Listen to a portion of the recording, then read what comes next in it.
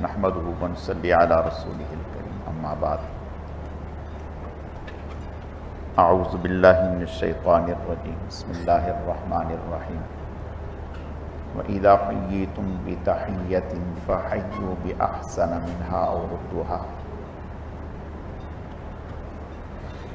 اس آیت میں یہ سورہ نساء میں اللہ پاک نے بہت سارے احکام بیان کیے ہیں اور اس میں کئی سارے احکام ایسے ہیں جو ہماری معاشرت سے متعلق ہیں، اس لیے خیال ہوا کہ اس میں ذرا تھوڑا تفصیل سے بات ہو جائے۔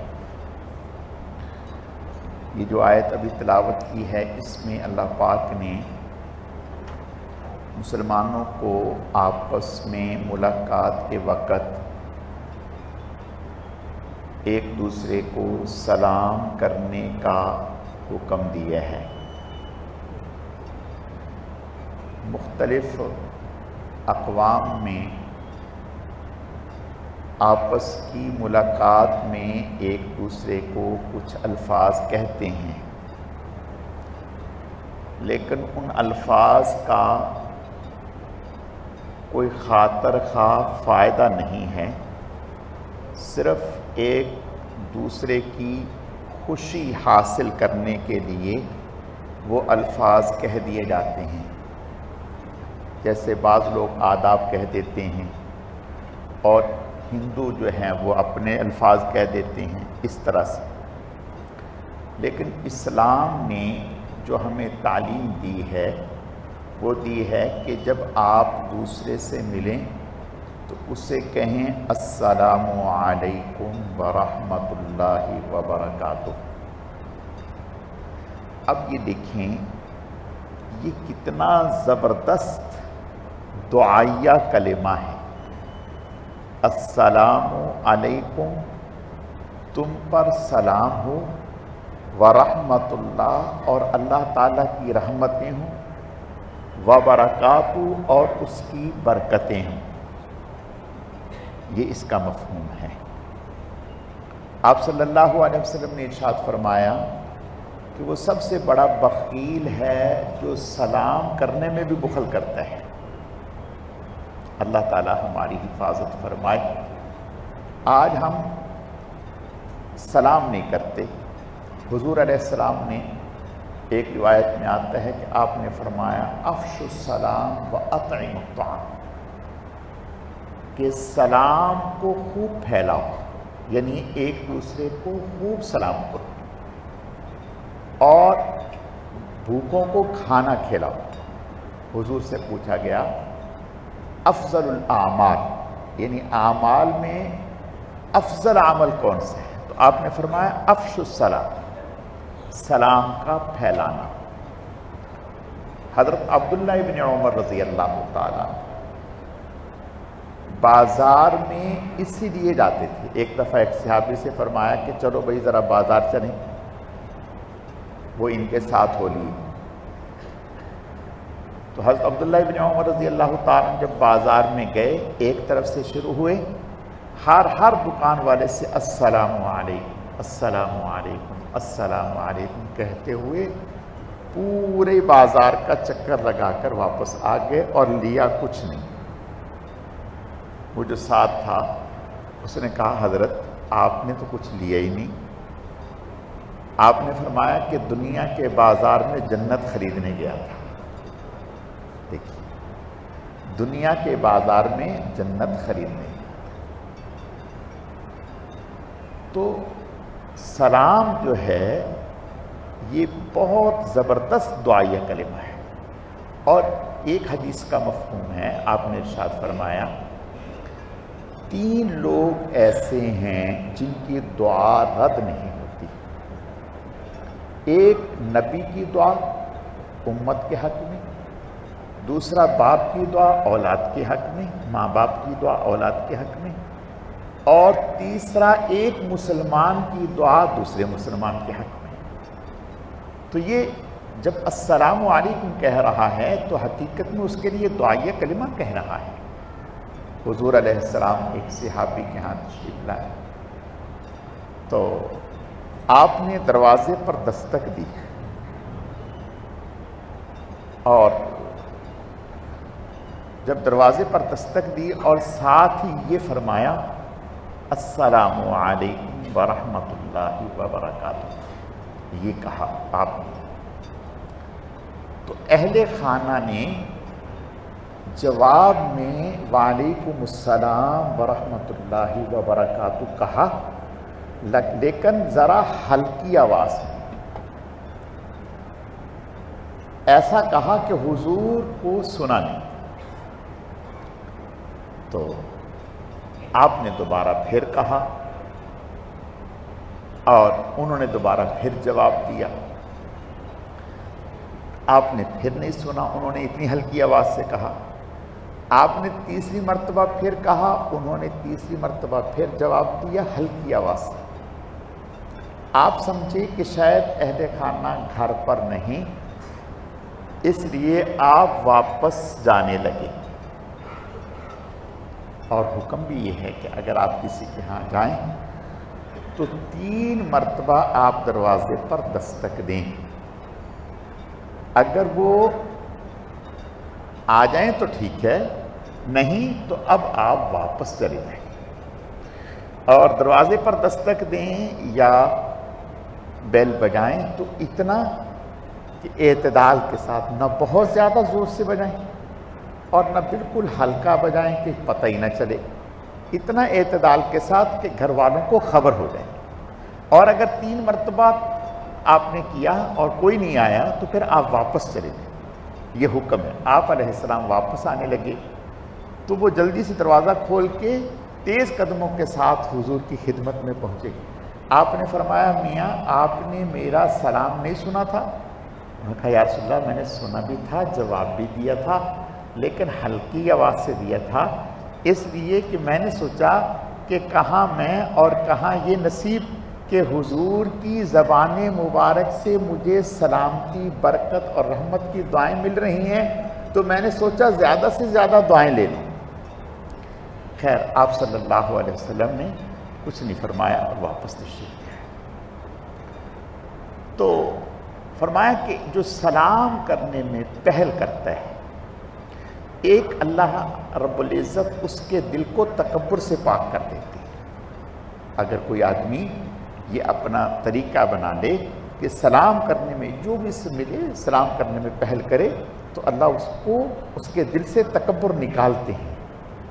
ہماری خواہش یہ ہوتی ہے کہ دوسرا ہمیں سلام کرے، نہیں، ایسا نہیں کرنا چاہیے، خود سلام کرنا چاہیے۔ اور اس کے طریقہ بتلایا کہ جو ہے چلنے والا کھڑے کو سلام کرے اور کھڑا جو ہے وہ بیٹھے کو سلام کرے، اس طرح سے سلام کریں۔ اور پھر یہ بھی بتایا کہ سلام کب کرنا ہے، جب وضو کر رہے ہو سلام نہ کریں، کھانا کھا رہا ہو اس کو سلام نہ کریں، کوئی بیت الخلاء میں ہو اس کو سلام نہ کریں، ٹھیک ہے؟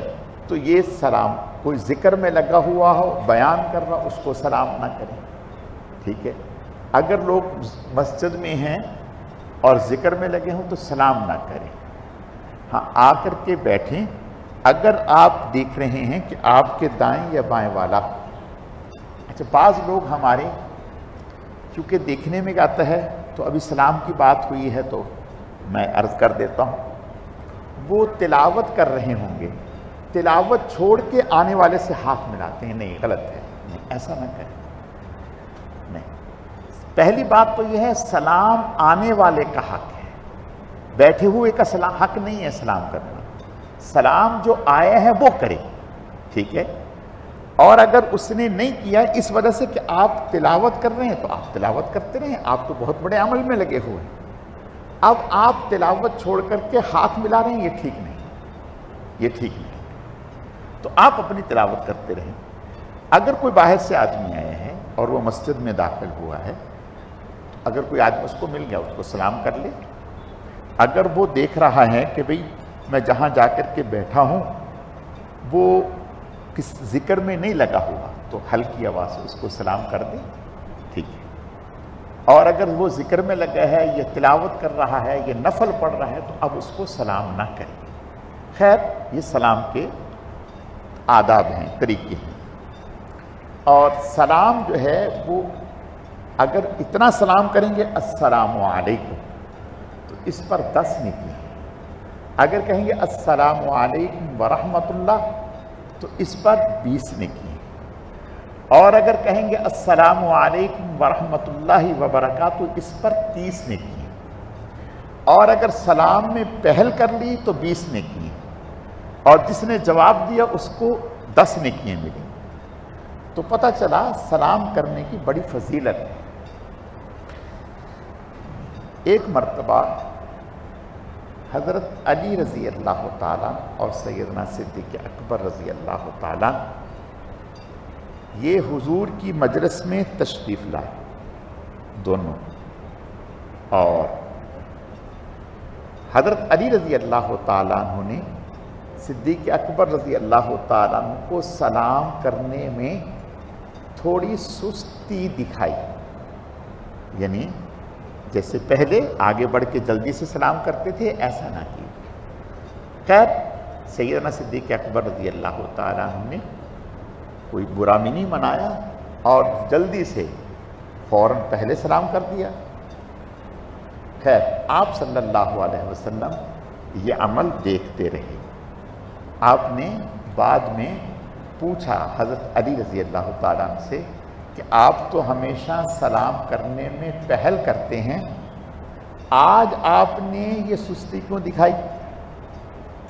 تو حضرت علی رضی اللہ تعالیٰ فرمانے لگے یا رسول اللہ صلی اللہ علیہ وسلم، میں نے رات خواب دیکھا، خواب میں مجھے جنت میں بہت خوبصورت عمدہ محل دکھایا گیا، میں نے پوچھا یہ محل کس کا ہے؟ تو مجھے کہا گیا کہ یہ اس شخص کو اللہ دیتے ہیں جو سلام کرنے میں پہل کرتا ہے۔ تو میرے دل میں آیا کہ میں ہمیشہ سلام میں پہل کر کے یہ محل لے لیتا ہوں، آج صدیق اکبر کو موقع دے دوں کہ وہ پہل کر کے یہ محل حاصل کر لیں۔ آپ صلی اللہ علیہ وسلم سن کر بہت خوش ہوئے۔ صحابہ اکرام رضوان اللہ علیہم اجمعین میں آپس میں محبت تھی، ایک دوسرے کا احترام تھا، لحاظ تھا۔ خیر تو سلام جو ہے یہ اسلام کا حکم ہے، اور گھر میں جب داخل ہوں تو سلام کر کے داخل ہوں، یعنی جب آپ گھر میں جائیں اپنی اہلیہ ہے، بیٹی ہے، بچے ہیں، بڑے ہیں، چھوٹے ہیں، ان کو سلام کریں۔ ان سے زیادہ کون ہے اس لائق کہ ہم اس کو دعائیہ کلمہ دیں؟ دیکھیں ہم ساری دنیا کو سلام کریں، اپنے گھر والوں کو جو ہماری اتنی خدمت کرتے ہیں، ہمارا خیال رکھتے ہیں، ان کو ہم یہ تحفہ نہ دیں؟ السلام علیکم ورحمۃ اللہ وبرکاتہ یہ دعائیہ کلمہ ہے، ان کو کیوں نہ کہیں؟ اللہ کے نبی کا ارشاد ہے، فرمایا جب گھر جائیں تو پہلے ان کو سلام کریں، سلام کر کے گھر میں داخل ہوں، اور نکلیں تو سلام کر کے گھر سے نکلیں۔ تو بہرحال تو یہ ہمیں سلام کی تعلیم دی گئی اس سے، اور فرمایا کہ سلام کو کرنے سے، سلام کو رواج دینے سے آپس میں محبت بڑھتی ہے، دلوں سے رنجشیں دور ہوتی ہیں۔ آج صرف اس بات پہ ناراضگی ہوتی ہے کہ انہوں نے مجھے پہلے سلام نہیں کیا، وہ کہتے ہیں مجھے انہوں نے پہلے سلام نہیں کیا۔ بھئی اگر انہوں نے نہیں کیا تو ہم کر لیں، اس میں کون سی مذاکرے کی بات ہے؟ ہاں جی، صحابہ کرام رضوان اللہ علیہم اجمعین کا جب حضور صلی اللہ علیہ وسلم سے اس کے فضائل سنے تو پھر صحابہ کرام رضوان اللہ علیہم اجمعین کا حال یہ تھا کہ اگر یوں اکٹھے جا رہے ہیں اور آگے درخت آ گیا، اس درخت کی وجہ سے ایک ادھر سے ہو گیا، ایک ادھر سے ہو گیا، اب دوبارہ ملے پھر سلام کر رہے ہیں، یعنی ہم یہاں سے جا رہے ہیں، آگے پلر آ گیا، ایک ادھر سے ہو گیا، ایک ادھر سے ہو گیا، اب دوبارہ اکٹھے ملے پھر ایک دوسرے کو سلام کر لیا۔ اندازہ کریں، اللہ پاک ہمیں سمجھنے کی توفیق عطا فرمائے۔ اگلی آیات میں کچھ مشرک وہ مدینہ آئے اور حضور صلی اللہ علیہ وسلم نے پوچھا کہ بھئی کیسے آئے ہیں آپ لوگ؟ تو وہ کہنے لگے ہم مسلمان ہو کر آئے ہیں اور یہاں ہم آپ کے پاس رہ رہے ہیں۔ تو آپ نے فرمایا ٹھیک ہے۔ پھر کچھ دنوں کے بعد وہ کہنے لگے کہ ہمارا کچھ سامان وغیرہ وہاں رہ گیا تو ہم وہ وہاں سے لیں۔ ٹھیک ہے چلے جائیں۔ اب وہ گئے تو وہ کافروں کے ساتھ جا کر کے مل گئے۔ اللہ نے آیتیں اتار دیں، فَمَا لَكُمْ فِي الْمُنَافِقِينَ فِئَتَيْنِ وَاللَّهُ أَرْكَسَهُمْ بِمَا كَسَبُوا أَتُرِيدُونَ أَن تَهْدُوا مَنْ أَضَلَّ اللَّهُ وَمَنْ يُضْلِلِ اللَّهُ فَلَنْ تَجِدَ لَهُ سَبِيلًا۔ جب وہ چلے گئے وہاں جا کر کے آئے نہیں، تو کچھ لوگ تو کہنے لگے کہ وہ مسلمان تھے، حقیقت میں مسلمان تھے اور وہ کسی وجہ سے نہیں آئے۔ کچھ نے کہا کہ نہیں، وہ دھوکے کے لیے آئے تھے اور اپنا مطلب نکالنا چاہتے تھے اور چلے گئے اور ان کے ساتھ جا کر کے مل گئے۔ مسلمانوں میں آپس میں تھوڑا سا اختلاف رائے ہو گیا، تو اللہ پاک نے واضح کر دیا، فَمَا لَكُمْ فِي الْمُنَافِقِينَ فِئَتَيْنِ، تمہیں کیا ہو گیا کہ تم منافقوں کے بارے میں دو جماعتیں بن گئی۔ اور ساتھ ہی فرمایا من اضل اللہ، جسے اللہ گمراہ کر دے اسے ہدایت کون دے سکتا ہے؟ یعنی وہ پہلے سے ہی اندر سے ایمان لے کر کے اور ایمان کی غرض سے نہیں آئے۔ اگلی آیات میں قتل کے بارے میں احکامات بیان کیے ہیں کہ کسی مسلمان کا قتل جو ہے یہ بہت بڑا گناہ ہے۔ قرآن پاک میں اللہ نے فرمایا وَمَن يَقْتُلْ مُؤْمِنًا مُتَعَمِّدًا فَجَزَاؤُهُ جَهَنَّمُ، جو کسی مسلمان مومن کو جان بوجھ کر قتل کرتا ہے تو اس کی سزا جہنم ہے۔ اور اگر وہ مسلمان کا قتل جائز اور حلال سمجھ کے کر رہا ہے کہ میں صحیح کام کر رہا ہوں اور اس کا قتل کرنا میرے لیے جائز ہے، حلال ہے، تو ایسا انسان کافر ہو جاتا ہے، اسلام سے نکل جاتا ہے۔ اور اگر وہ اسلام سے نکل گیا، کافر ہو گیا، تو پھر تو ہمیشہ جہنم میں رہے گا۔ اور مسلمان کو قتل کرنے والا اس کا قصاص ہے، اس کے ورثاء کو حق دیا جائے گا کہ وہ اس کی گردن اڑا دے۔ لیکن ورثاء خود یہ کام نہیں کریں گے کہ قاتل کو پکڑ کر کے قتل کر دیں، نہیں، بلکہ ورثاء جو ہیں وہ حکومت وقت سے درخواست کریں گے کہ اس شخص نے ہمارے آدمی کو قتل کیا اور یہ گواہ ہیں، اور وہ تحقیق کریں گے۔ تحقیق کرنے کے بعد ثابت ہو گیا کہ اس نے قتل کیے ہیں اور جان بوجھ کر کے قتل کیے ہیں، عمدن قتل کیے ہیں، تو وہ اس کو قصاص لیں گے، یعنی اس کی گردن اڑا دیں گے۔ اور ایک ہے شبہ عمد، کہ کسی نے مارا تو جان بوجھ کر ہے لیکن ایسی چیز سے نہیں مارا جس سے عموماً آدمی مر جاتے ہیں، مثلا اٹھا کر کے کوئی ہلکا سا پتھر اٹھا کے مار دیا، ٹھیک ہے، اور وہ پتھر جان بوجھ کے مارا ہے، پتھر مارا ہے، لیکن مقصد یہ نہیں تھا کہ اس پتھر سے یہ مر جائے گا، وہ اس کی ایسی جگہ لگا جس سے اس کی موت واقع ہو گئی، اس کو کہتے ہیں شبہ عمد، اس میں دیت دینی پڑتی ہے قصاص۔ اور ایک ہوتا ہے قتل خطا، کہ آپ نے نئی گن چلانی سیکھی اور نشانہ کیا آپ نے گیدڑ کا، وہ گیدڑ کو نہیں لگا، کسی آدمی کو جا کے لگ گیا، ایسی صورت میں بھی قصاص نہیں ہوتا، اور ایسی صورت میں دیت ہوتی ہے، اور دیت کی احکامات کتابوں میں موجود ہیں۔ اگلی آیات میں اللہ پاک نے دو لوگوں کی قسمیں بیان کی، ایک وہ جو عام حالات میں گھروں پر رہتے ہیں اور جہاد کے لیے نہیں نکلتے، اور جہاد جو ہے یہ فرض عین نہیں ہے، یعنی اگر جہاد اس وقت فرض عین نہیں ہے، فرض عین کہتے ہیں کہ ہر آدمی پر نکلنا، تو فرض کفایہ ہے، تو اس میں یہ ہوتا ہے کہ اگر چند لوگ بھی جہاد کے لیے چلے جائیں تو بھی کافی ہو جاتا ہے۔ لیکن یہ جو چند لوگ جہاد کے لیے گئے ہیں، انہیں فضیلت میں اجر و ثواب کے اعتبار سے ان لوگوں پر جو گھروں میں رکے ہوئے ہیں نہیں گئے، بہت زیادہ مرتبہ حاصل ہے۔ حضور علیہ الصلوۃ والتسلیم سے ایک مرتبہ کسی نے پوچھا، یا رسول اللہ صلی اللہ علیہ وسلم جہاد کی کیا فضیلت ہے؟ آپ نے ارشاد فرمایا، کہا کہ یا رسول اللہ کیا کوئی اور ایسا عمل ہے جو جہاد کے برابر ہو؟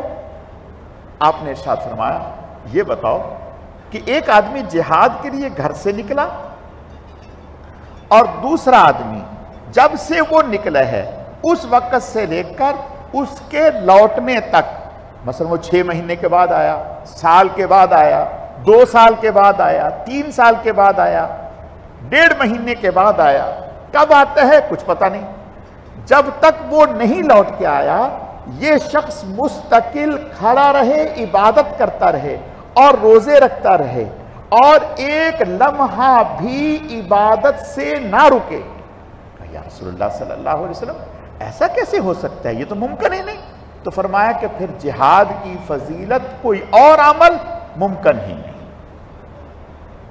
لیکن یہ اس وقت ہے جب جہاد کے لیے ضرورت ہے، لیکن اگر ایسا کوئی نہیں ہے تو پھر سب سے جو بڑا عمل فضیلت والا ہے وہ اللہ کا ذکر ہے، اس لیے کہ جہاد میں بھی جس چیز کو کثرت سے کہا گیا ہے، یا ایھا الذین آمنوا اذا لقیتم فئۃ فاثبتوا واذکروا اللہ کثیرا لعلکم تفلحون، کہ جہاد اگر اس میں اللہ کا ذکر پایا گیا تو جہاد ہے، اگر اللہ کا ذکر نہیں تو جہاد نہیں۔ اور فرمایا کہ اللہ کے ذکر کی برکت سے اللہ کی مدد آئے گی، تمہارے دل مضبوط رہیں گے، تمہیں اللہ ثابت قدم رکھیں گے، تم بزدل نہیں بنو گے، یہ اللہ کے ذکر کی برکتیں ہیں۔ جہاد اسلام کے غلبے کا ایک ذریعہ ہے اور اللہ کا ذکر، اس کے لیے تو قرآن نے کہا وَلَذِكْرُ اللَّهِ اکبر، ہر چیز سے بلند و بالا جو ہے وہ اللہ کا ذکر ہے۔ لیکن جب حالات ایسے ہوں پھر جہاد کی سب سے زیادہ فضیلت ہے۔ جب یہ فضیلت حضور علیہ السلام نے بتائی تو صحابہ اکرام رضوان اللہ علیہم اجمعین یہ سمجھتے تھے کہ جہاد سے بڑی کسی چیز کی فضیلت نہیں۔ تو نابین صحابی حضرت عبداللہ ابن مکتوم رضی اللہ تعالیٰ حضور صلی اللہ علیہ وسلم کی خدمت میں آئے، کہنے لگے یا رسول اللہ صلی اللہ علیہ وسلم میرا دل تو چاہتا ہے کہ میں ہر وقت جہاد میں جاؤں لیکن میں معذور ہوں۔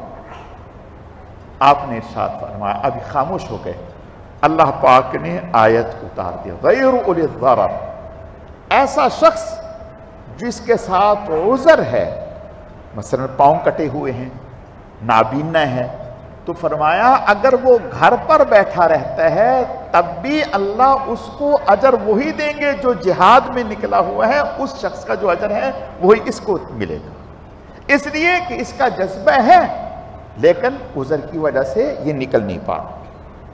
اگلی آیات میں ہجرت کے احکامات کو بیان، یاد رکھیں شروع میں جیسے اسلام لانا لازمی تھا، مسلمان ہونا، مسلمان ہونے کے بعد جو سب سے اہم کام تھا اور پہلا کام تھا وہ ہجرت تھا کہ آپ مسلمان ہو گئے تو ہجرت کریں، یعنی مکہ سے یا جہاں بھی ہیں مدینہ پہنچیں تاکہ مسلمانوں کی ایک جماعت مضبوط ہو، اور جماعت جب مضبوط ہو تو ایک ریاست قائم ہو اور پھر ایک جہاد کے لیے لشکر تیار ہو۔ تو اللہ پاک نے ان آیات میں جہاد کے احکام اور ہجرت کے معنی ہے ترک وطن، یعنی وطن کو چھوڑنا۔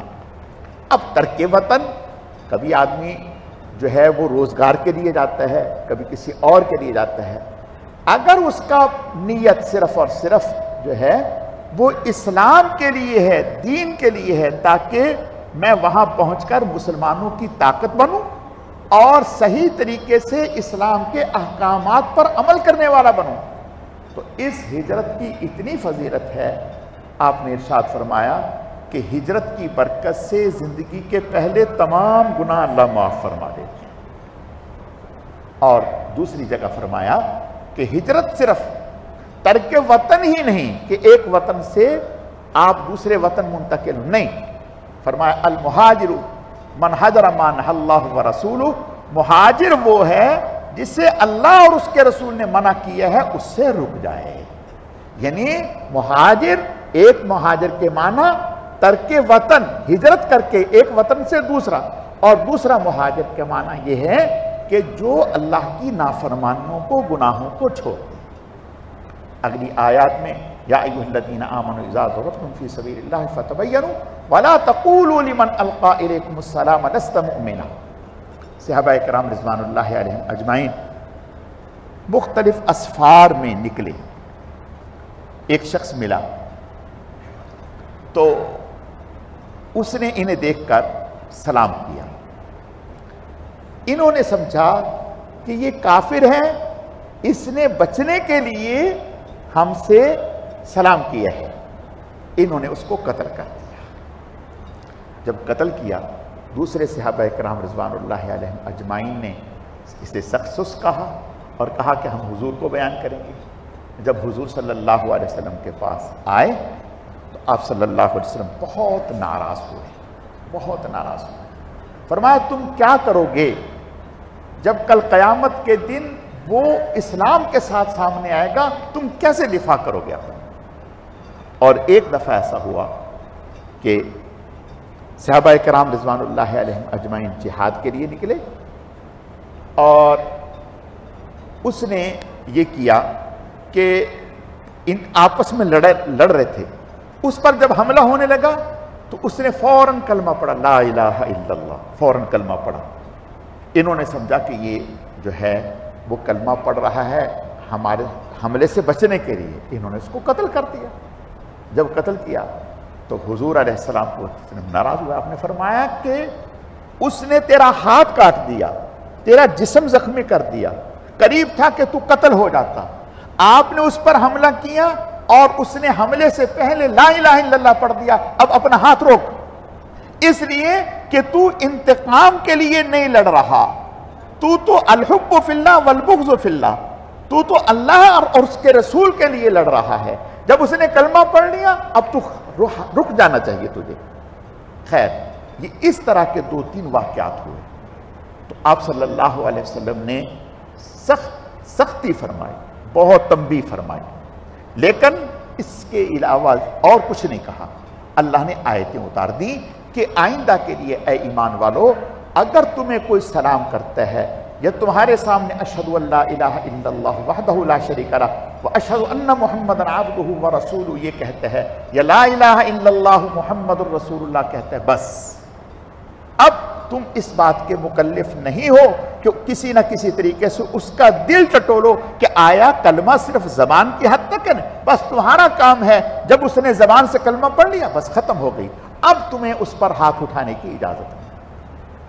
اس سے اگلی آیات میں اللہ پاک نے قصر کے احکامات بیان کیے ہیں کہ اگر کوئی آدمی سفر کے لیے گیا ہے اور مسافر ہے تو اگر گھر سے اتنا سفر کا ارادہ ہے کہ 48 میل یا اس سے زیادہ کے سفر کا ارادہ ہے تو پھر وہ مسافر ہے، لیکن شہر کے اندر نہیں۔